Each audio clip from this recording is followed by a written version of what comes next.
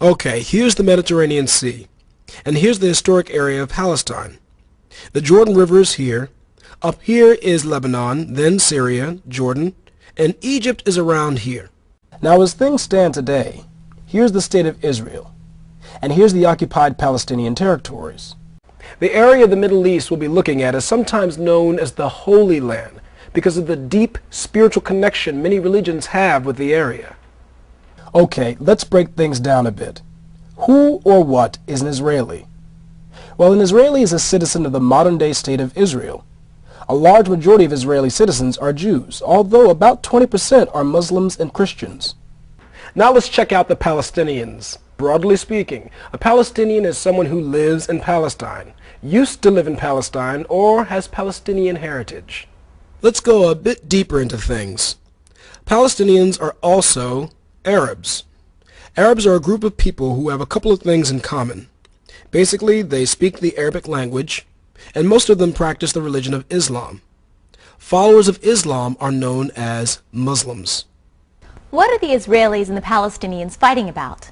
Well, a lot of it is about land.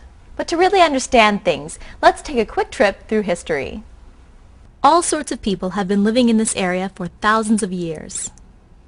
Israelis and Jews around the world view themselves as descendants of the biblical Jews, known as the Hebrews.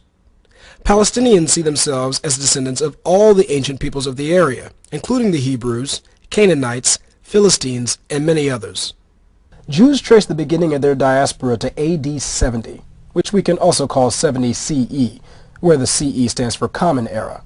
Anyway, in the year 70, the Romans destroyed what was known as the Second Temple in Jerusalem. Now, around the 1500s, Palestine was ruled by the Ottoman Empire. This empire had its base in modern-day Turkey, which is north and west of Palestine. So for about 400 years, the Ottomans had control of Palestine. Let's fast forward up to World War I, which broke out in 1914. You know what? Almost everyone agrees that up to this point, there's almost no conflict between Jews and Palestinians. Now, let's take a look at something called Zionism, which sprung up during the 1800s. Zionism came about in large part because of Europe's anti-Semitism. Anti-Semitism is the hostility toward or prejudice against Jews or Judaism.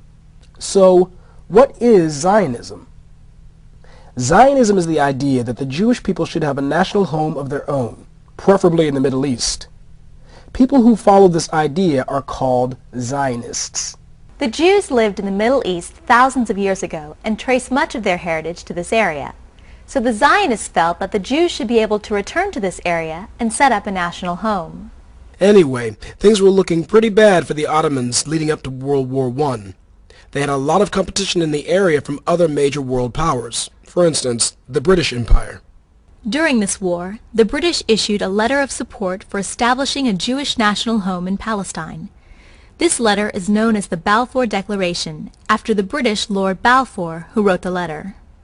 Here's what the letter says.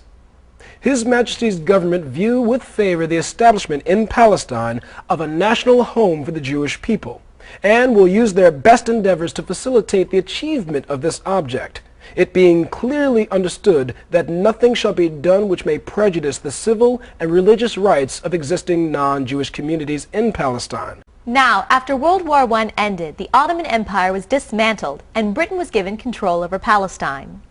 In 1922, the League of Nations, a forerunner of today's United Nations, approved a British mandate for the area. Guess what? At that time, the country of Palestine was 90% Arab.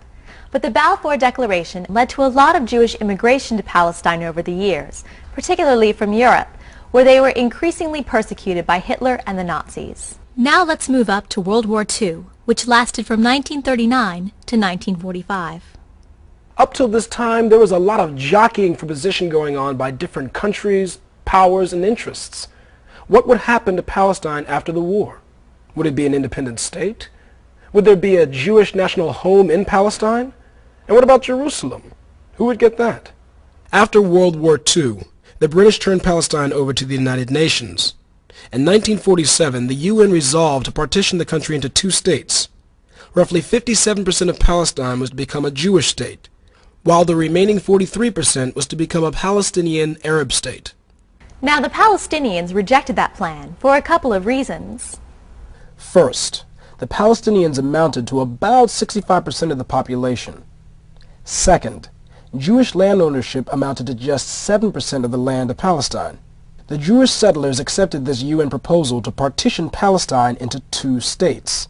The Arab League declared the partition illegal. There was a lot of violence in Palestine during this time, and many Palestinians left the area because of the violence.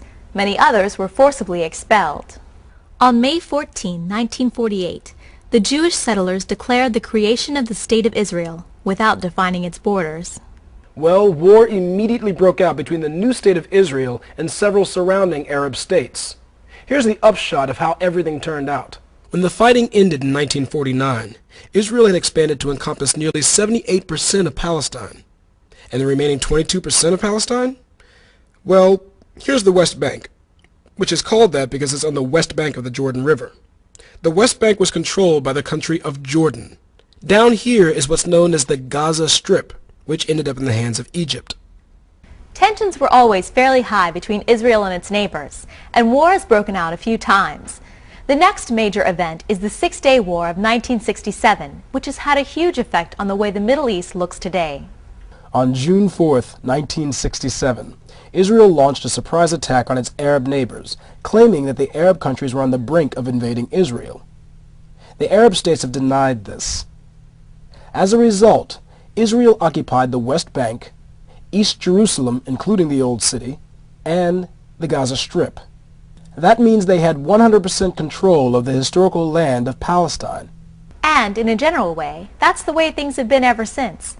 Israel controls the West Bank, the Gaza Strip, and East Jerusalem, also known as the occupied territories, home to 3.7 million Palestinians. Since 1967, a lot of illegal Israeli settlements have been built on Palestinian land in the occupied territories, housing more than 400,000 Jewish settlers. And ever since 1967, there's been a lot of conflict, fighting, death, and destruction on both sides. There was a war in 1973, and 2 intifadas, Palestinian uprisings, one that began in 1887 and one that began in 2000. And that puts us into the 21st century. There have been many attempts at resolving the conflicts, and we'll discuss the prospects for peace in part 2 of our show. We can learn a lot by recognizing that there are 2 different stories arising from this conflict, a narrative that each side carries with it.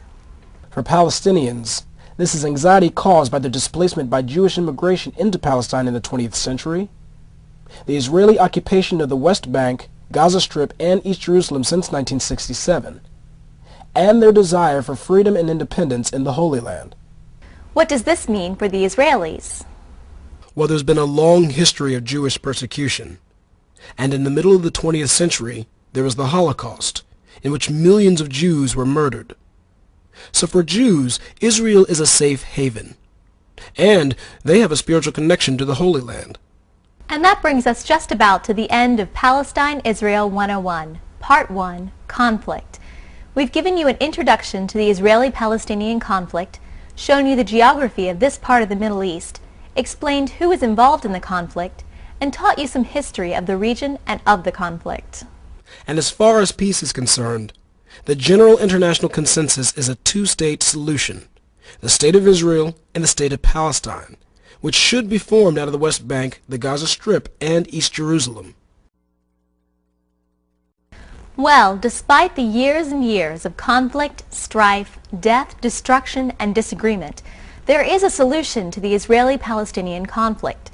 The solution, for which there is a broad international consensus, is for the establishment of a state of Palestine alongside Israel in peace. The Palestinian state would be formed on the 22% of historic Palestine known as the West Bank and the Gaza Strip. Its capital would be in Arab East Jerusalem. This means that the borders of Israel and Palestine would be based on the pre-war 1967 borders.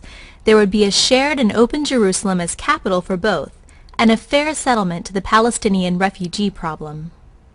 Israel would be secure within its borders, fully recognized by all the countries in the world, including all of the nearly 24 Arab countries. Peace agreements with each Arab country and a normalization of relations would follow. And that means an official end to the Arab-Israeli conflict. Done. Over. No more. Israeli and Palestinian views on the two-state solution? A large majority support it. A poll taken by One Voice found that fully 76% of Israelis and Palestinians endorsed a two-state concept, a Palestinian state existing right beside a Jewish state. The basis for a two-state solution is ending the Israeli occupation. In 1967, the United Nations passed Resolution 242, which calls for withdrawal of Israel's armed forces from territories occupied in recent conflict. Now let's do a little comparing and contrasting of Israel and Palestine. Remember that Israel is an independent country, and as of now, the area of Palestine does not exist as a country yet. First, the makeup of Israel. Its population is about 80% Israeli Jews and about 20% Palestinian Muslims and Christians. Now, the occupied Palestinian territories. It's 91% Palestinians and 9% Jewish settlers. That is, Israelis who have settled in the West Bank, East Jerusalem, or Gaza Strip since 1967. Moving on, Israel's annual budget is about $45 billion. Palestine's is just $1.2 billion. The unemployment rate in Israel is 10%. In Palestine, it's 50%. The economies of Israel and Palestine both have had negative growth rates during periods of conflict. Now let's look at the two militaries. Israel has approximately 4,000 main battle tanks and 450 combat aircraft. Palestine has no tanks and no combat aircraft.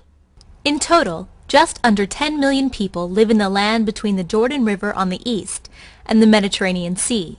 It's about 9.8 million people now. Percentage-wise, the area is about 50% Jewish and 50% Arab. There are 3.7 million Palestinians in the West Bank and Gaza Strip, and 6.1 million people in Israel, which includes 1.2 million Palestinian Arabs who are Israeli citizens. With peace in the Middle East, we'll have a free Palestine, a secure Israel, and a much stronger America. Palestine, an independent, viable, and unoccupied Palestinian state, fulfills the rights and aspirations of the Palestinian people to live in dignity and freedom. Israel, an Israel with secure and internationally recognized borders, acknowledged by Palestine and other Arab states, will live in peace and prosperity among its neighbors. Beginning a political process leading to a two-state solution should be a top priority for everyone, including the United States. The steps of this process need to be implemented by both sides for it to be effective. And that brings us to the end of Palestine-Israel 101 Part 2, Resolution.